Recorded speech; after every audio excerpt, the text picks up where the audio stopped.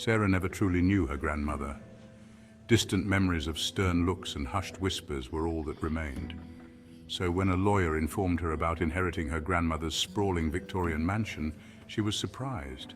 The old house stood on the outskirts of town, shrouded in an eerie silence. It loomed, a gothic silhouette against the stormy grey sky. Sarah felt a shiver crawl down her spine as she stepped out of the cab. The driver offered a hesitant smile. "Quite a place, ain't it?" he mumbled before driving away, leaving Sarah alone with the unsettling presence of the house. As Sarah pushed open the creaking oak door, the scent of dust and decay hit her. The air inside was heavy, stagnant, almost suffocating. The lawyer had warned her about the numerous mirrors. Her grandmother, he said, had an odd obsession with them. Now, as Sarah stepped into the dimly lit hallway, she understood. Everywhere she looked, cold, unblinking eyes stared back at her from gilded frames. Each mirror reflected a distorted image of the house, amplifying the unsettling atmosphere. Sarah felt a chill, a prickle of unease that ran deeper than just the cold. Days turned into weeks as Sarah settled into her unsettling inheritance. The house was a labyrinth of echoing hallways and darkened rooms, each one adorned with at least one mirror. Sarah tried to ignore the strange feeling that followed her from room to room. She told herself it was just her imagination, the product of old wives' tales and spooky stories. Yet she couldn't shake off the feeling of being watched, scrutinized by unseen eyes. One afternoon, while exploring the dusty attic, Sarah stumbled upon something peculiar. Tucked away in a shadowy corner, hidden under a moth-eaten tapestry, was a full-length mirror. Its ornate silver frame was tarnished with age, but the glass itself was crystal clear, reflecting her image with startling clarity. Sarah felt an inexplicable pull towards it. She reached out, her fingers tracing the intricate patterns etched into the frame. As she did, a cold breeze swept through the attic, stirring the dust motes dancing in the air. The attic became Sarah's sanctuary. She found herself drawn to the ornate mirror, spending hours just staring at her reflection. It was as if the mirror held a strange fascination for her, a silent allure she couldn't resist. But as the days passed, Sarah noticed something strange. Her reflection seemed different. At first, she dismissed it as a trick of the light, but the changes became more pronounced, more unsettling. One evening, as Sarah gazed at her reflection, she noticed a subtle flicker in the mirror's depths. Her reflected eyes seemed to move independently, darting to the side for a fleeting moment before snapping back to meet her gaze. A shiver ran down her spine. Sarah blinked, attributing it to fatigue, yet she couldn't shake off the growing unease that coiled in her stomach. The mirror, once a source of fascination, now filled her with a creeping sense of dread. Sleep became a distant memory for Sarah. Nightmares, vivid and unsettling, plagued her. In each one she saw the mirror, its surface rippling like water, and in its reflection she saw herself, but twisted, her eyes burning with an eerie light. The line between dreams and reality blurred. Sarah found herself questioning her own sanity.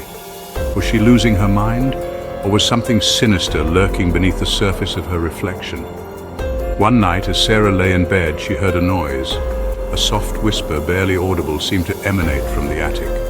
Curiosity, or perhaps a morbid fascination, drew her from her bed. The old house creaked and groaned around her as she made her way to the attic. As she pushed open the door, a cold gust of wind slammed it shut behind her. Sarah spun around, her heart pounding in her chest. But she was alone. Except she wasn't. In the mirror, standing behind her reflection, was a figure shrouded in shadow. A change in reflection. The shadowy figure in the mirror became a constant presence in Sarah's life. It lurked in the background of her reflection, a silent observer to her every move. Fear gnawed at the edges of Sarah's sanity. She tried to rationalize it, to convince herself it was a trick of the light, a figment of her sleep-deprived mind. But deep down she knew the truth. The mirror was no longer a reflection of her world. It was a window into something dark and sinister. The whispers started subtly, soft murmurs just at the edge of hearing. Sarah would catch snippets of conversation, fragments of sentences that made no sense. But as the days passed, the whispers grew louder, more insistent. They seemed to come from everywhere and nowhere at once, echoing through the house, tormenting her with their cryptic messages. Sarah felt her grip on reality slipping. The house, with its mirrors and whispers, was closing in on her, suffocating her. The reflections in the mirrors became more brazen. They no longer mimicked Sarah's movements. Instead, they moved independently, their eyes following her every move with an unnerving intensity. One afternoon, as Sarah stood in front of the bathroom mirror, she noticed her reflection reach out, its long, slender fingers brushing against the glass. Sarah stumbled back in horror. The reflection smiled, a cruel, mocking expression that sent shivers down her spine. Desperate, Sarah tried covering the mirrors. She draped sheets over them, boarded up the windows, but it was no use. The reflections found a way. They appeared in the tiniest of reflective surfaces. A doorknob, a polished spoon, even the surface of a cup of water. And the whispers, once faint murmurs, now boomed through the house, taunting her, threatening her. Sarah was trapped, imprisoned in a world of reflections, her sanity hanging by a thread. The dark descent. Sarah's world shrank to the confines of her bedroom. She avoided any reflective surfaces, her eyes darting around in fear, her nerves stretched taut. The whispers followed her, relentless, insidious. They whispered of her grandmother, of a dark pact made with an entity trapped within the mirror world, an entity that craved freedom, a chance to walk in the real world once more. And Sarah, the last of her bloodline, was the key. One name echoed repeatedly through the whispers: Lilith. Sarah remembered her grandmother's chilling tales of Lilith, a demon, a seductress who haunted mirrors, stealing souls and dragging them into her dark realm. Sarah dismissed them as mere stories then.